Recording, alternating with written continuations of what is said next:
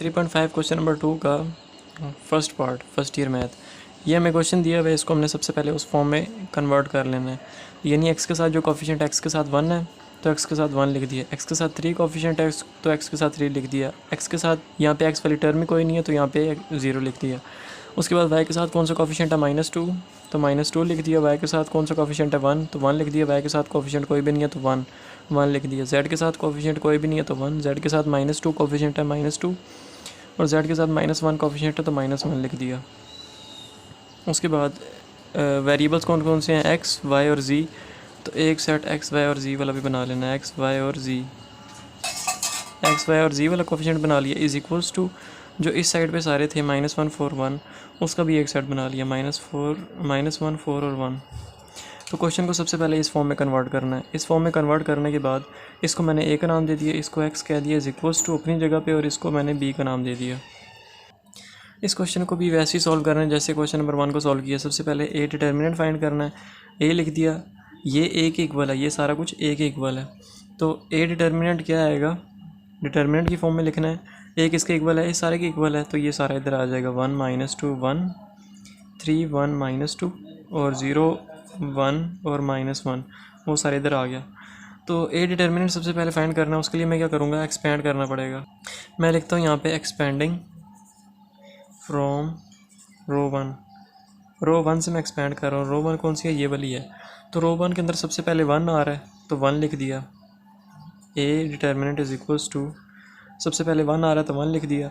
अब 1 वाली रो भी छोड़ देनी है, 1 वाला कॉलम भी छोड़ देना है। 1 वाली रो भी गई, 1 वाला कॉलम भी गया, पीछे बचेगा 1, -2, 1, -1 वो लिख लेना है। 1, -2, 1, -1 वो लिख लिया। उसके बाद 1 तो हो गया, अब दूसरी टर्म कौन सी आ रही है, -2 लिख लेना है। अब -2 दूसरी टर्म है, दूसरी टर्म अब -2 आ गई तो दूसरी टर्म के साथ एक माइनस फार्मूले का भी लगता होता है।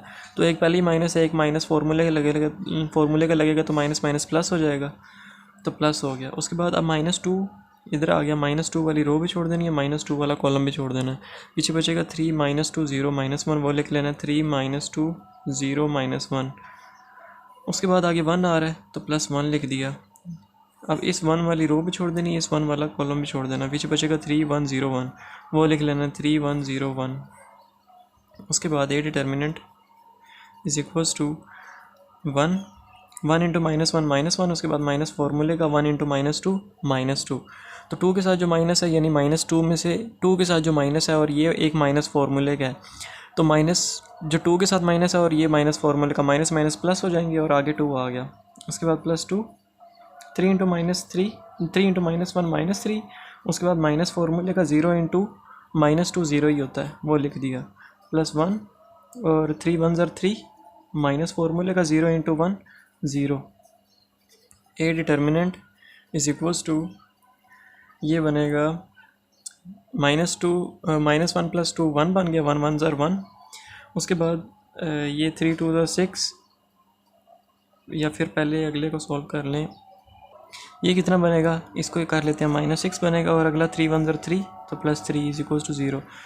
तो ये कितना बन रहा है, -6 ये बनेगा इज इक्वल्स टू 0 नहीं, a determinant is equals to ये कितना बन जाएगा, -5 + 3 विच इज़ इक्वल्स टू -2 बनेगा। तो a डिटर्मिनेंट क्या आ गया, -2 आ गया। ये हमारे पास आ गया a डिटर्मिनेंट। a डिटर्मिनेंट मैंने क्यों निकाला वो उसका आंसर अब मैं देता हूँ इस तरीके से, क्योंकि ये लिखा हुआ था ax is equals to b, यानी ax is equals to b। अब यहाँ से हमने x वाले है ना, ये x किसके इक्वल है, x y z, यानी हमें x y z ही चाहिए, यानी इस सारे को मिलाओगे तो हमें टोटली तौर पे x चाहिए, यानी यहाँ पे हमें x चाहिए। तो x is equals to a inverse b बनता है, a इन्वर्स b बनता है। तो अब a इन्वर्स फाइंड करना है, a इन्वर्स के लिए हमें a डिटर्मिनेंट चाहिए। तो a इन्वर्स के लिए एडजॉइंट ऑफ a भी चाहिए और a डिटर्मिनेंट भी चाहिए। तो पहले हमने डिटर्मिनेंट फाइंड कर लिया, अब एडजॉइंट ऑफ a फाइंड कर लेंगे तो वहाँ से हमारे पास a इन्वर्स निकल आएगा, b ऑलरेडी हमारे पास है, फिर उनको मल्टीप्लाई करेंगे तो हमारे पास x की वैल्यू निकल आएगी। हमें x फाइंड करने के लिए a इन्वर्स और b चाहिए। a इन्वर्स का क्या फार्मूला होता है, adjoint of a over a determinant. तो a डिटर्मिनेंट तो हमने फाइंड कर लिया, अब एडजॉइंट ऑफ a फाइंड करना है। यहाँ से हमारे पास क्या निकलेगा, इन्वर्स निकलेगा, a इन्वर्स यहाँ पे पुट करना है, साथ b मल्टीप्लाई करना है तो x हमारे पास निकल आएगा। x क्या है, एक्स वाई जी, तो यानी हमारे पास एक्स वाई जी की वैल्यूज़ निकल आएंगी। तो ए डिटर्मिनेंट निकल आया। अब adjoint of A, adjoint of A कैसे निकलेगा? एडजॉइंट ऑफ ए निकलेगा, एक सेट है,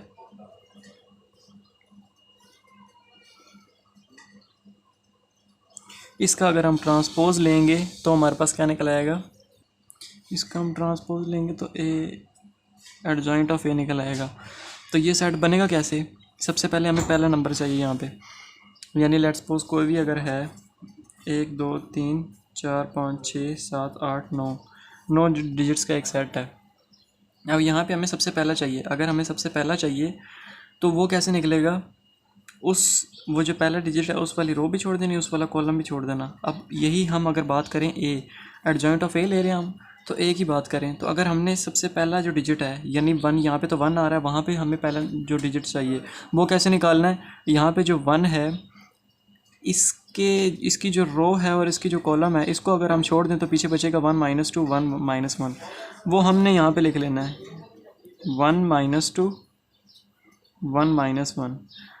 तो इसको जब हम सॉल्व करेंगे तो हमारे पास एडजॉइंट ऑफ ए का जो यहाँ पे पहला नंबर है वो निकल आएगा। इसी तरह अभी हमें क्या चाहिए? दूसरा नंबर चाहिए इसके आगे जो आएगा। तो यहाँ पे ए के अंदर इसके आगे क्या आ रहा है? -2। ए के अंदर पहले 1 लिया, 1 वाली रो भी छोड़ दी, 1 वाला कॉलम भी छोड़ दिया, पीछे बचा 1 -2 1 -1। वो लिख दिया 1 -2 1 -1, क्योंकि पहली जगह पे आ रहा है, पहली जगह के हिसाब से सॉल्व किया। अब दूसरी जगह हमें चाहिए 1 के बाद वाली, एडजॉइंट ऑफ ए में पहली के बाद दूसरी जगह चाहिए। तो ए के अंदर हम देखेंगे कि पहले के बाद दूसरी जगह कौन सी है? -2 वाली। तो -2 वाली अब रो भी छोड़ देनी है, -2 वाला कॉलम भी छोड़ देना, पीछे बचेगा 3 -2 0 -1। वो लिख लेना है, वो लिख लेंगे 3 -2 0 -1। अब पहली 2 हो गई, अब हमें तीसरी चाहिए। तीसरी कैसे निकलेगी? यहाँ पे ए के अंदर देखना कि तीसरी कौन सी है। तीसरी 1 है। अब इस 1 वाली हमने क्या करना है? रो भी छोड़ देनी है, इस 1 वाली कॉलम भी छोड़ देनी, पीछे बचेगा 3 1 0 1। वो लिख लेना है 3 1 0 1। अब ये हमारे पास पहली 3 निकल आई। अब मैं इसको सॉल्व करूँगा तो जो एडजॉइंट ऑफ ए के अंदर जो हमें टर्म चाहिए वो वाली निकल आएगी, पहली वो वाली टर्म निकल आएगी। इसको सॉल्व करूँगा तो एडजॉइंट ऑफ ए के अंदर हमारे पास जो दूसरी टर्म चाहिए वो निकल आएगी। इसको सॉल्व करूँगा तो एडजॉइंट ऑफ ए के अंदर हमें एडजॉइंट ऑफ ए के सेट में जो हमारे पास तीसरी टर्म चाहिए वो निकल आएगी। इसी तरह अभी हम चाहिए पहली वाली के नीचे वाली टर्म। तो पहली वाली की नीचे वाली टर्म कौन सी है? पहली वाली टर्म 1 है, उसके नीचे वाली टर्म क्या? 3। तो अब 3 वाली रो भी छोड़ देनी, 3 वाला कॉलम भी छोड़ देना, 3 वाला कॉलम छोड़ दिया, 3 वाली रो भी छोड़ दी, पीछे बचेगा -2 1 1 -1। वो लिख लेना यहाँ पे -2 1 1 -1। अब हमें क्या चाहिए? जो हमने अभी निकाला यानी दूसरी लाइन के अंदर हमें पहला डिजिट मिल गया। इसको सॉल्व करेंगे तो हमें दूसरी लाइन का पहला डिजिट मिल जाएगा। इसके बाद इससे आगे वाला यानी दूसरी लाइन जो है उसके अंदर दूसरा नंबर चाहिए हमें। तो दूसरी लाइन के अंदर पहली दूसरी लाइन के अंदर दूसरा नंबर कौन सा है? 1 है। अब इस 1 वाली रो भी छोड़ देनी है, इस 1 वाला कॉलम भी छोड़ देना है, पीछे बचेगा 1 1 0 -1। वो लिख लेना यहाँ पे 1 1 0 -1। वो लिख दिया 1 1 0 -1। अब इसको सॉल्व करेंगे तो हमें यहाँ पे सेंटर वाली टर्म चाहिए। इसको सॉल्व करेंगे तो हमारे पास एडजॉइंट ऑफ ए सेट के अंदर जो सेंटर वाली टर्म है वो हमारे पास निकल आएगी। अब हमें चाहिए सेंटर के आगे वाली टर्म। तो ए के अंदर सेंटर के आगे वाली टर्म कौन सी है? -2 वाली रो भी छोड़ देनी है, -2 वाला कॉलम भी छोड़ देना, पीछे बचेगा -2 वाली रो भी छोड़ दी, -2 वाला कॉलम भी छोड़ दिया, पीछे बचेगा 1 -2 0 1। वो लिख लेना है 1 -2 0 1। वो लिख लिया 1 -2 0 1। अभी हमें क्या चाहिए? तीसरी लाइन का पहला डिजिट। तीसरी लाइन का पहला डिजिट चाहिए। तो तीसरी लाइन का पहला डिजिट यहाँ पे कौन है? 0 है। अब 0 वाली हमने रो भी छोड़ देनी, 0 वाला कॉलम भी छोड़ देना, 0 वाला कॉलम भी छोड़ दिया, 0 वाली रो भी छोड़ दी, पीछे बचेगा -2 1 1 -2। वो लिख लेना है -2 1 1 -2। इसको सॉल्व करेंगे तो हमारे पास तीसरी लाइन का पहला डिजिट बन जाएगा। अब हमें क्या चाहिए? तीसरी लाइन का दूसरा डिजिट। तो तीसरी लाइन का दूसरा डिजिट ए के अंदर क्या है? 1। इस 1 वाली रो भी छोड़ देनी, इस 1 वाला कॉलम भी छोड़ देना, पीछे बचेगा 1 1 3 -2। वो लिख लेना यहाँ पे 1 1 3 -2 1 1 3 -2। वो आ गया। अब हम इसको सॉल्व करेंगे तो हमारे पास तीसरी लाइन का दूसरा नंबर भी निकल आएगा। अभी हमें क्या चाहिए? तीसरी लाइन का तीसरा नंबर। तो यहाँ पे तीसरी लाइन का तीसरा नंबर कौन सा? -1। अब -1 वाली रो भी छोड़ देनी, -1 वाला कॉलम भी छोड़ देना, रो भी गई, कॉलम भी गया, पीछे बचेगा 1 -2 3 1। वो लिख लेना है 1 -2 3 1, 1 माइनस 2 3 1, ये लिख दिया। और इसके ऊपर ट्रांसपोज भी आ रहा है, ये याद रखना है, इसके ऊपर ट्रांसपोज भी आ रहा है। तो adjoint of A is equals to, वो क्या निकलेगा, ओपन कर देता हूँ, क्लोज हम बाद में करेंगे। अब इसको सॉल्व करना है। 1 इंटू -1 कितना हो गया, -1, उसके बाद माइनस फॉर्मूले का 1 को -2 से मल्टीप्लाई किया तो -2, उसके बाद दूसरी टर्म 3 को -1 से मल्टीप्लाई किया तो -3, उसके बाद माइनस फार्मूले का 0 को -2 से मल्टीप्लाई किया तो 0, उसके बाद 3 1 ज़र 3, माइनस फार्मूले का 0 1 ज़र 0, उसके बाद 2 माइनस माइनस प्लस 2 1 ज़र 2, उसके बाद माइनस फार्मूले का 1 1 ज़र 1 तो 1 आ गया। इसके बाद 1 इंटू -1, उसके बाद माइनस फार्मूले का 0 1 ज़र 0, ये सॉल्व करना है। 1 1 ज़र 1 आ गया, उसके बाद माइनस फार्मूले का 0 इंटू -2 0, ट्रांसपोज आ रहा है ऊपर।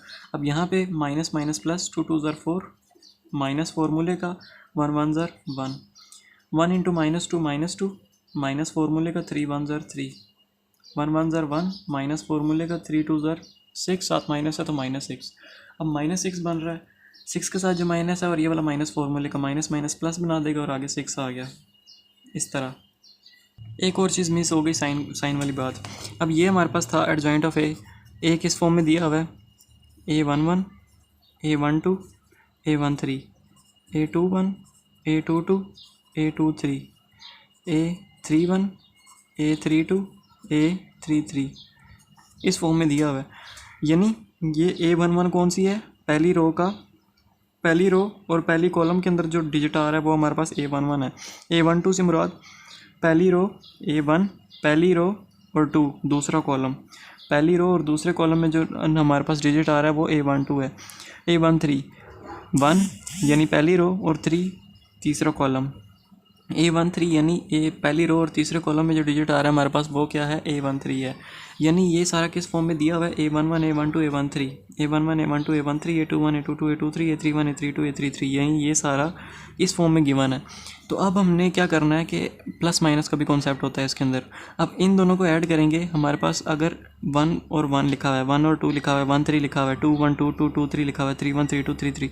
अब ये जो 1 1 1 2 1 3 2 1 2 2 2 3 ये सारा कुछ लिखा हुआ है, इनको ऐड करके अगर हमारे पास इवन नंबर बनता है तो बाहर पॉजिटिव नेगेटिव जो कुछ भी है हम उसको रहने देंगे। अगर तो वो हमारे पास ऑड बनता है तो एक माइनस हमने लगाना है। यानी मैं करके बता देता हूँ, 1 और 1 2 बनता है, 1 + 1 2, तो 2 इवन आ रहा है तो हमने एज इट इज़ छोड़ देना है। 2 + 1 3 बन रहा है, 3 क्या है, ऑड नंबर है तो साथ एक माइनस भी आएगा। अब 3 + 1 4 क्या है, इवन नंबर है, 4 इवन नंबर है तो हम इसको एज इट इज़ छोड़ देंगे। A21 वाली कौन सा डिजिट है यहाँ पे, ये वाला। तो 2 + 1 कितना होता है, 3 ऑड नंबर है तो यहाँ पे एक माइनस आएगा बाहर। अब A22 वाली सेंटर में है तो ये इसकी वैल्यू ये वाली है, तो A22 2 + 2 कितना होता है,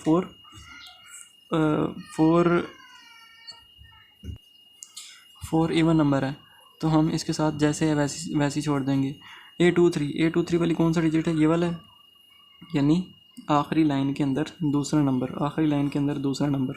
तो A23 2 + 3 5 ऑड नंबर है तो इसके साथ माइनस आएगा। A31 यानी लास्ट लाइन का पहला डिजिट ये वाला, यानी ये 3 से मुराद ये वाला। तो A31 3 + 1 4 इवन नंबर है तो इसको हम एज इट इज़ छोड़ देंगे, इवन वालों को एज इट इज़ छोड़ते जाना है। A32 ये वाला है, तो 3 + 2 5 होता है, 5 क्या है, ऑड नंबर है, तो ऑड है तो इसके साथ एक माइनस लगा देना है। 3 + 2 5 ऑड है तो इसके साथ एक माइनस लग गया। A33 से मुराद लास्ट, तो लास्ट में यहाँ पे क्या आ रहा है, ये, तो 3 + 3 क्या हो गया, 6 इवन नंबर है तो इसको हम एज इट इज़ छोड़ देंगे।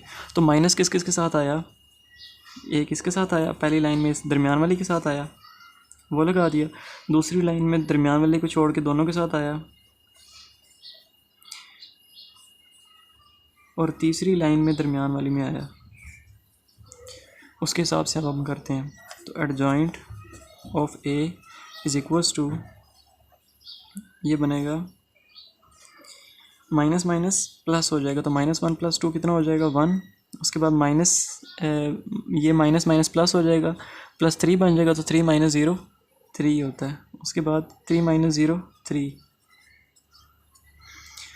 उसके बाद 2 माइनस 1 1, साथ माइनस है तो -1, उसके बाद -1 माइनस 0 -1, उसके बाद -1 माइनस 0 -1, तो ये सारा -1 आ गया। 4 माइनस 1 3, उसके बाद ये माइनस माइनस प्लस हो गया, और 3 प्लस 2 5, लेकिन साइन बड़े का ये आएगा तो -5 आएगा, तो 5 के साथ जो माइनस है और एक माइनस बाहर है तो माइनस माइनस प्लस हो जाएगा, तो ये +5 आ गया। और 6 + 1 7, तो ये आ गया, और ऊपर ट्रांसपोज आ रहा था। तो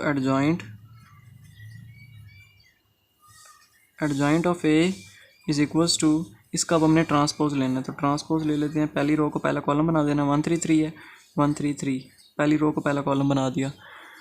उसके बाद दूसरी रो को दूसरा कॉलम बनाना है, -1 -1 -1 है, -1 -1 -1 तीसरी रो को तीसरा कॉलम, 3 5 7 है, 3 5 7, ये हमने ट्रांसपोज ले लिया। तो ये हमारे पास एडजॉइंट ऑफ ए निकल आया, जो ये निकल आया। अब हमारे पास ए इनवर्स है। ए इनवर्स के लिए क्या क्या चाहिए? एडजॉइंट ऑफ ए चाहिए, जो हमने अभी निकाल लिया। ए डिटर्मिनेंट चाहिए, जो हमने पहले निकाल लिया है। तो ए इनवर्स आ गया। अब ए इनवर्स आ गया, अब हमने उसको बी के साथ सिंपली मल्टीप्लाई करना है, तो हमारा एक्स वाला आंसर निकल आएगा। तो ए इनवर्स क्या निकला? Adjoint of A, adjoint of A क्या है? ये वाला 1 -1 3 3 -1 5 3 -1 7, ओवर क्या आ रहा है? ए डिटर्मिनेंट, ए डिटर्मिनेंट क्या? -2, तो ये -2, तो ए इनवर्स ये निकल आया। इसको हमने सिंपली अब बी के साथ मल्टीप्लाई करना है और हमारा ये वाला आंसर निकल आएगा। तो ये सारा कुछ मैं करता हूँ अगले पेज पे कॉपी। ये आ गया, A inverse is equals to adjoint of A over A determinant होता है। तो A inverse is equals to adjoint of A क्या है? ये 1 3 3 -1 -1 3 5 7, यही था, उसको लिख दिया। ओवर ए डिटर्मिनेंट आ रहा है, ए डिटर्मिनेंट क्या है? -2, तो ये -2 लिख दिया। अब हमारे पास पीछे फॉर्मूला क्या बना था? X is equals to A inverse B, ये फॉर्मूला बना था X is equals to A inverse B. X is equals to A inverse B, X क्या है? एक्स की जगह पे लिख लेना एक्स वाई जी, एक्स की जगह पे ये आ गया। एक्स किसके इक्वल? मैंने शुरू में बताया था किसके इक्वल है एक्स। एक्स इक्वल था एक्स वाई जी के, जिस एक्स वाई जी को हमने किसका नाम दिया था? एक्स का, बड़े एक्स को। तो एक्स की जगह मैंने एक्स वाई जी डायरेक्ट पुट कर दी। आगे क्या आ रहा है? A inverse. ए इनवर्स हमारे पास ये पड़ा हुआ है, इज इक्वल्स टू 1 -1 3 3 -1 5 3 -1 7 ओवर -2, और साथ बी मल्टीप्लाई करना है। बी क्या है? इसको हमने बी का नाम दिया था, तो बी क्या है? -1 4 और 1, -1 4 और 1, 4 और 1। इन दोनों को सॉल्व करेंगे तो हमारे पास एक्स वाई जी की वैल्यू निकल आएंगी। तो हम क्या करते हैं, एक्स वाई और जी इसको इधर लिख लिया, इज इक्वल्स टू, ये जो 1/2 नीचे है तो इसको मैंने साइड पे एक दफ़ा -1/2 लिख दिया। अब मैं क्या करता हूँ, इन दोनों को मल्टीप्लाई करता हूँ, पहली रो को पहले कॉलम के साथ, तो पहली रो को पहले कॉलम के साथ, फिर दूसरी रो को दूसरे कॉलम के साथ, फिर तीसरी रो को तीसरे कॉलम के साथ। उल्टा बोल गया, पहली रो को पहले कॉलम के साथ, फिर दूसरी रो को पहले कॉलम के साथ, फिर तीसरी रो को पहले कॉलम के साथ। तो पहली रो पहला कॉलम 1 × -1 -1 -1 × 4 -4, और 3 1 ज़र 3 +3 आ गया। उसके बाद दूसरी रो पहला कॉलम, तो 3 × -1 -3 -1 × 4 -4, और 5 1 ज़र 5, तो +5। उसके बाद तीसरी रो पहला कॉलम, तो 3 × -1 -3 -1 × 4 -4, और 7 1 ज़र 7, तो +7 लिख दिया। तो X Y Z is equals to, ये बनता है -1/2 -1 और -4, कितना बना? -5। तो -5 + 3 कितना बन गया? 5 + 3, बल्कि 2 हम बाद में कर देंगे मल्टीप्लाई। -5 बना, -5 + 3 कितना बनता है? -2। ये कितना बना? -7 -7 + 5 कितना बना? -2। और ये क्या बना? ये भी -7 बना, -7 और +7 कितना हो गया? 0, तो ये 0 लिख दिया। उसके बाद वैल्यूज़ क्या निकली? एक्स वाई और जी की, -2 को इधर मल्टीप्लाई किया, तो -2 को -2 से मल्टीप्लाई करेंगे तो माइनस माइनस से कैंसिल, 2 2 से कैंसिल, तो पीछे क्या बच जाएगा 1। -2 को इसके साथ डिवाइड करेंगे तो माइनस माइनस से कैंसिल, 2 से कैंसिल, तो पीछे 1 बच गया। -2 को 0 से डिवाइड करेंगे तो वो 0 ही बनेगा। तो यहाँ से हमारे पास एक्स वाई जी की वैल्यू निकलेंगी। एक्स की वैल्यू निकली 1, वाई की वैल्यू निकली 1 और जेड की वैल्यू निकली 0। तो ये हो गया हमारा क्वेश्चन नंबर 2 का फर्स्ट पार्ट कंप्लीट, जिसके अंदर हमने एक्स वाई और जी की वैल्यूज़ फाइंड करनी थी। तो ये वो हो गया क्वेश्चन कंप्लीट।